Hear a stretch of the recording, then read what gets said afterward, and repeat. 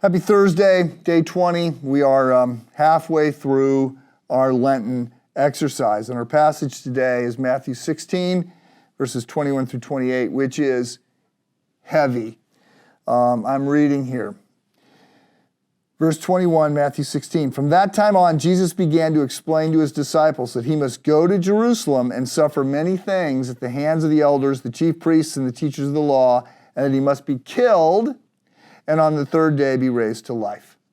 So there's a sense in which this is a sort of a swing point, a pivot point from the first half of Matthew to what is going to follow unfolding.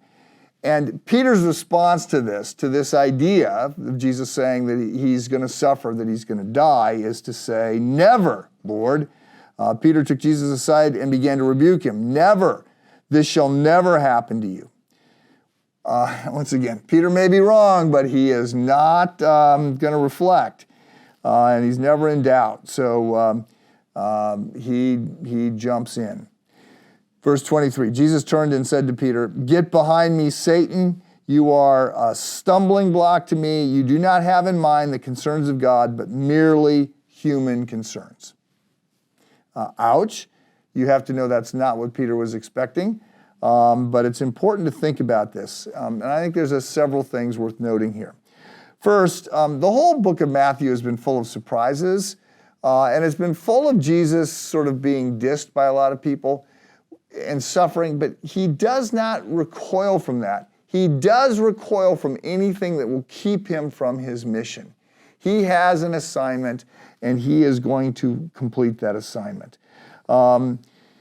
The other thing to notice is that Peter gets dinged not for being concerned about this life, but for only being concerned about this life. So Jesus says to him, look, you're a stumbling block to me. You do not have in mind the concerns of God, but merely human concerns. We have human concerns. We're not expected to not have human concerns, but we are not to only have human concerns. We are to be concerned with Jesus, with the kingdom of God, with the unfolding plan of God, with heaven. So Jesus then turned to his disciples, "Whoever wants to be my disciple must deny themselves and take up their cross and follow me." So this is a very Lenten passage, right? This whole idea of you got to own this, you got to discipline yourself, you got to serve. Now, please hear me again, for the 5,000th time. We are saved by grace through faith, not as a result of our works. We do not contribute to our justification. It is a gift. We are forgiven on the basis of the work of Jesus and Jesus alone. However, our active participation in following God is expected. The equation is not that faith plus works equals our salvation, but that faith equals salvation plus our works. Works should be there. We should see that we are increasingly motivated to be generous and to be thoughtful and to think about others ahead of ourselves. That should be the path that we move down as we move closer to God. Verse 25, "Whoever wants to save their life will lose it, but whoever loses their life for me will find it. What good will it be for someone to gain the whole world and forfeit their soul? Or what can anyone give in exchange for their soul? For the Son of Man is going to come in his Father's glory with his angels, and then he will reward each person according to what they have done."